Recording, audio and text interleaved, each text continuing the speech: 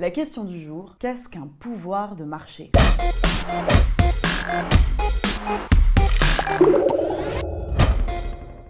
Jusqu'ici, on a construit pierre par pierre un très joli modèle de marché en concurrence. Un modèle si joli qu'il maximisait le surplus social. Mais une belle étendue de neige blanche et pure ne donne qu'une envie. Sauter dedans à pieds joints et tout dégueulasser. Ouais, on dégueulasse tout! C'est ce qu'on va faire aujourd'hui. Hein? Et oui, car le marché en concurrence pure et parfaite, c'est joli, mais ça se trouve pas sous le sabot d'un cheval. Sous mon sabot. Vous vous rendez compte? Il faudrait qu'il y ait atomicité. Les acheteurs et les vendeurs sont très nombreux.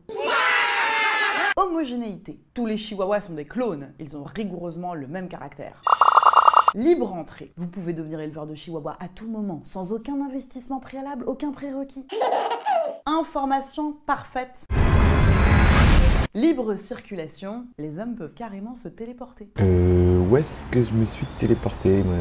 Vous avez fait 10 épisodes sur un truc qui n'existe pas, en fait. C'est parce que notre ami Léon nous a suggéré de faire comme les physiciens. Construire d'abord un modèle abstrait et parfait, de la même manière qu'en mécanique pure, on pense d'abord à un monde sans frottement. On va maintenant introduire des frottements, relâcher progressivement toutes les hypothèses du marché de concurrence. D'abord, l'atomicité. Rappelez-vous, en concurrence, les consommateurs et les producteurs étaient très nombreux. Ils étaient donc preneurs de prix. Personne ne pouvait négocier le prix. Sauf avec du bagou. Mon accent qui chante séduit les vendeurs. Pas en concurrence.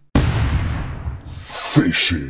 Aucun vendeur ne va s'intéresser au soleil dans votre voie si vous n'achetez pas au prix de marché. Il y a plein d'autres clients. Les vendeurs n'ont aucun pouvoir non plus. Si un vendeur essaie de monter le prix, vous allez chez un concurrent. C'est ça, en atomicité, on est preneur de prix. On va maintenant imaginer une structure de marché différente. Les offreurs sont en nombre limité. Prenons même le cas extrême, un seul vendeur, un monopole. Les acheteurs, eux, sont toujours en atomicité. Vous avez déjà l'intuition que le monopole va jouir d'un pouvoir de marché. Il va être faiseur de prix.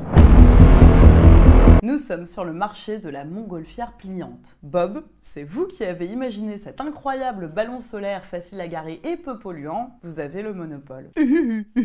Vous êtes donc faiseur de prix. Si un acheteur refuse de payer votre prix, il ne peut pas se tourner vers la concurrence, il n'y en a pas.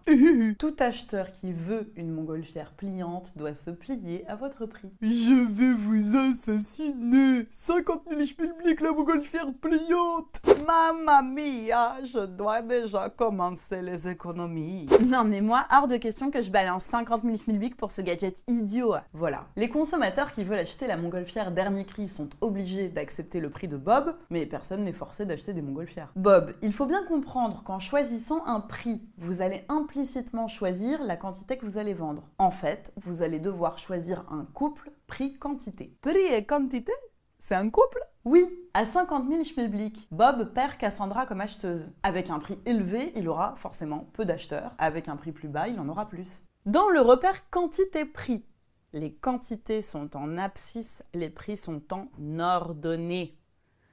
La demande représente la quantité de montgolfières pliantes demandée pour chaque niveau de prix.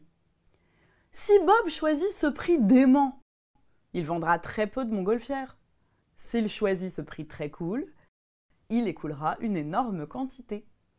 Le choix d'un prix implique une quantité, car il ne peut pas se promener sur le schéma hors de la droite de demande. Les gens ne sont pas obligés d'acheter ces montgolfières. Je sais pas trop quel prix choisir, du coup. Les 2 prochains épisodes vont vous venir en aide. Pour l'instant, je voudrais juste que vous compreniez bien que quand on dit que le monopole est faiseur de prix, ça veut pas dire qu'il peut faire complètement n'importe quoi. Quand il choisit un niveau de prix, ça implique une quantité à écouler. Donc, on dit qu'il a un pouvoir de marché, mais il a pas tant de pouvoir que ça. Son pouvoir est limité par la demande. En concurrence, le producteur n'avait qu'une seule question à se poser. Combien produire ? Car il ne pouvait pas influencer le prix. Le monopole, lui, se demande combien produire et à quel prix? Il ne peut pas fixer un prix arbitraire et imaginer qu'il va écouler n'importe quelle quantité à ce prix. Il doit choisir un couple quantité-prix. Moi, tout ça, c'est ok.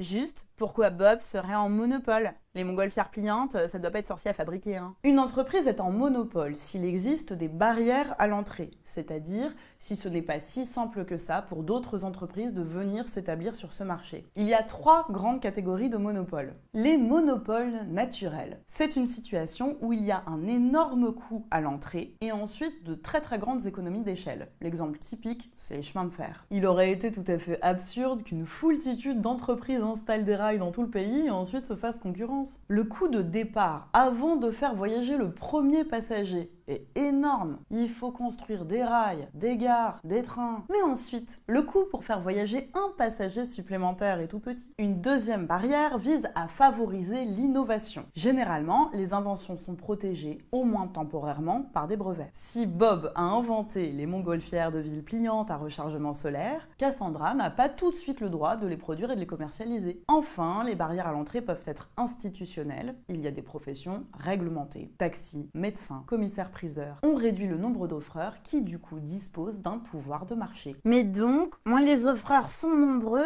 plus leur pouvoir de marché est important. Pas exactement. Si le marché est contestable, c'est-à-dire si c'est facile d'entrer sur le marché, les entreprises qui y sont pourraient ne pas avoir de pouvoir même si elles sont peu nombreuses. La simple possibilité que des entreprises puissent venir leur faire concurrence peut suffire à garder les prix bas. Ce sont vraiment les barrières à l'entrée qui sont déterminantes. Ce que vous devez retenir, après avoir construit un très joli modèle de concurrence pure et parfaite, on entame la concurrence imparfaite en relâchant les hypothèses d'atomicité et de libre entrée. S'il existe des barrières à l'entrée, les offreurs auront un pouvoir de marché. Ce pouvoir n'est pas absolu. Les consommateurs peuvent renoncer à acquérir le bien s'il est trop cher. Quand on dit qu'un monopole est faiseur de prix, on veut dire qu'il va choisir un couple quantité-prix. Les barrières à l'entrée peuvent être naturelles, institutionnelles ou liées à l'innovation.